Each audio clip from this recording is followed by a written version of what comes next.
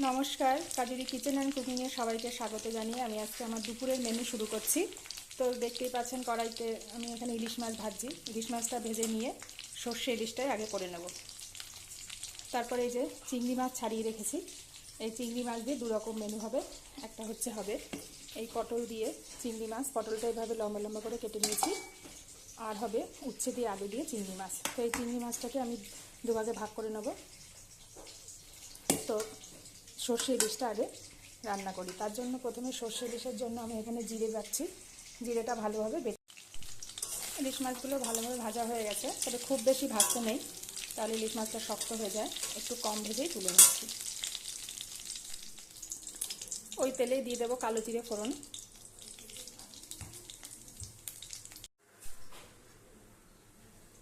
এবার দিয়ে দেবো জিরে বাটা।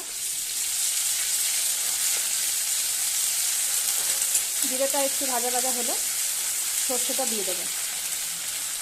সর্ষেটা আমি সর্ষে গুঁড়ো, সর্ষে পাউডার, এটা আমি একটু জল আর একটু লবণ দিয়ে গুলে রেখেছিলাম।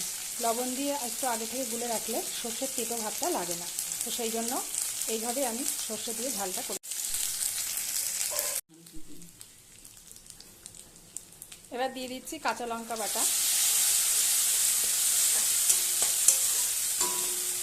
জিরে কাঁচা লঙ্কাটা একটু মোটামুটি ভাজা ভাজা হয়ে গেছে। এবার আমি দিয়ে দেবো সর্ষে,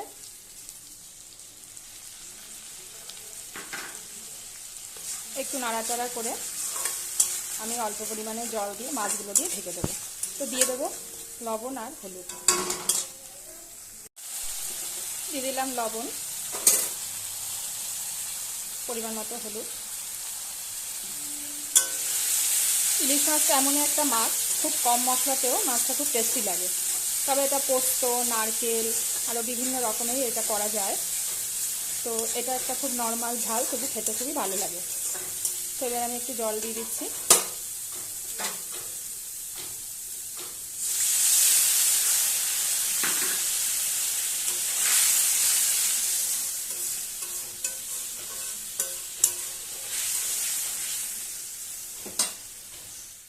জলটা একটু ফুটে গেছে, তো আমি মাছগুলো দিয়ে দিচ্ছি।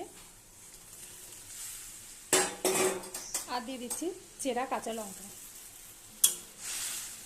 যেহেতু মাছের ঝাল, একটু ঝাল ঝাল ভালো লাগবে, তো কাঁচা লঙ্কা বেটে দিয়েছি আর কটা চিড়ে দিয়ে দিলাম। এখানে আমি শুকনো লঙ্কা দিইনি। তো ইলিশ মাছটা শুকনো লঙ্কা থেকে কাঁচা লঙ্কাই বেশি ভালো হয় খেতে। তো এইভাবে আমি 5 থেকে 6 মিনিট ভালোভাবে ফুটিয়ে নেব। ঝোলটা খুব সুন্দরভাবে ফুটে উঠেছে। তো নামানোর 3-4 মিনিট আগে আমি একটু কাঁচা সরষের তেল দিয়ে দেবো। যেহেতু মাছের ঝাল, একটু কাঁচা সরষের তেল দিলে আরও বেশি টেস্টি লাগে। তো দিয়ে দিচ্ছি।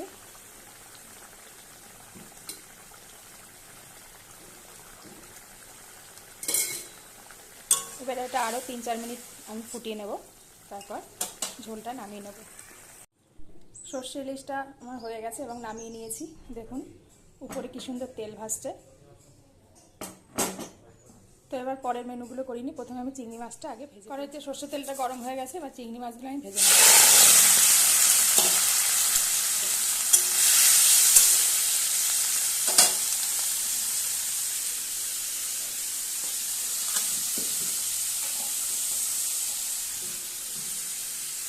হলুদ লবণ দিয়ে এবার ভালোভাবে চিংড়ি মাছটা ভেজে তুলব। চিংড়ি মাছটা ভালোভাবে ভেজে নিয়েছি, এবার আমি এটা তুলে নেব। সর্ষের তেলটা গরম হয়ে গেছে, এবার প্রথমে পটলগুলো ভেজে নেব। পটলগুলো আগে ভালোভাবে ভেজে,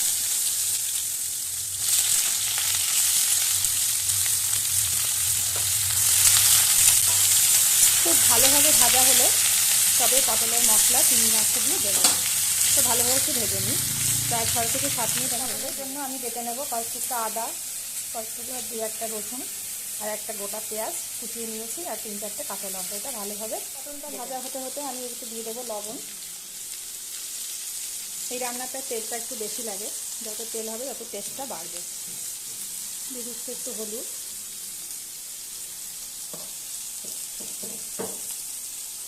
স্বাদটা আরও দ্বিগুণ করার জন্য অবশ্যই একটু চিনি দিতে হবে। এটা পটল ভাজার সময় দিতে হবে। এবার আর একটু ভালোভাবে ভেজে নেব। পটলটা আরও প্রায় 5-6 মিনিট আমি ভেজে নেব। একটু তেলের প্রয়োজন হলে মাঝখানে একটু তেলও দিয়ে দেবো। এবার দিয়ে দিচ্ছি চিংড়ি। পটলটা খুব ভালোভাবে ভাজা হয়ে গেছে, পটলটা ভালো সিদ্ধ হয়ে গেছে। এবার মাঝখানটা একটু ফাঁকা করে তেলের জায়গাটায় আমি বেটে রাখা মশলাগুলো দিয়ে দেবো। তো এখানে পেঁয়াজ, রসুন, আদা, কাঁচা লঙ্কা আর 2-1টা চিংড়ি মাছ একসাথে বেটে নিয়েছি।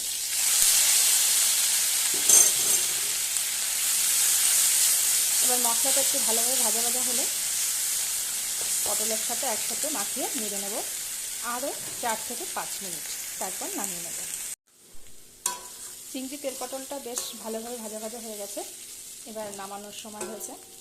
তো নামানোর আগে খুব সামান্য পরিমাণে আমি একটু গরম মশলা গুঁড়ো দিয়ে দিচ্ছি। এটা অপশনাল, দিতেও পারেন নাও দিতে পারেন, আমি অন্যদিন দিই না, তো আজকে একটু দিলাম। তো গরম মশলা তো চিংড়ি পটল দুটোতেই মানে, তো সেই অর্থে দিলাম। তো না দিলেও কোনো প্রবলেম ছিল না। তো এবার আমি এটা নামিয়ে নিই। গরম ভাতের সাথে এই রান্নাটা সত্যি খুব অসাধারণ লাগে, কোনো জলের ব্যবহার ছাড়াই রান্নাটা সম্পূর্ণ রেডি। দেখতেই পাচ্ছেন যে কতটা সুন্দর লাগছে দেখতে, খেতেও কিন্তু অসাধারণ রান্নাটা। তো চলুন পরের রান্নাটা। চিংড়ি মাছ দিয়ে উচ্ছে আলু দিয়ে ঝোলের জন্য প্রথমে আমি কড়াইতে সর্ষের তেল দিয়ে একটু জিরে ফোড়ন দিয়ে দিলাম। এবার কেটে রাখা উচ্ছে আলুটা একসাথে দিয়ে দিলাম।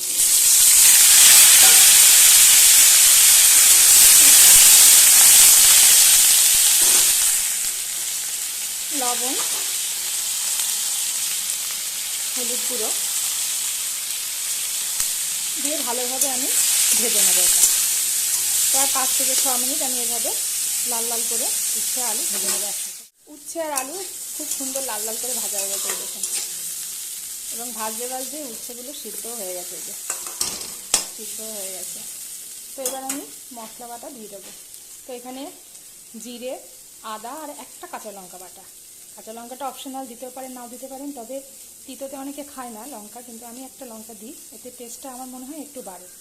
তিতোর সাথে এই কাঁচা লঙ্কার যে মানে ঘ্রাণটা, যে স্মেলটা, এটা সত্যি খুব ভালো লাগে। তো বেশি না, 1টা কাঁচা লঙ্কা যদি বেটে দেওয়া যায় তাতে টেস্ট এবং ফ্লেভার দুটোই ভালো আসে। তো এইভাবে আরেকটু নেড়ে নিয়ে আমি গরম জল দিয়ে দেবো। মশলার সাথে আলু উচ্ছেটা খুব ভালোভাবে ভেজে নিয়েছি। এবার দিয়ে দেবো গরম জল।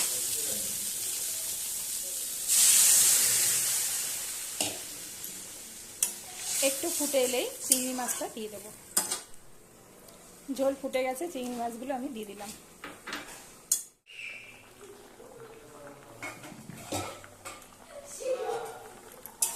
উচ্ছে দিয়ে চিংড়ি মাছ রেডি। একটু ঝোল ঝোল রাখবো, তাহলে খেতে খুব ভালো লাগবে।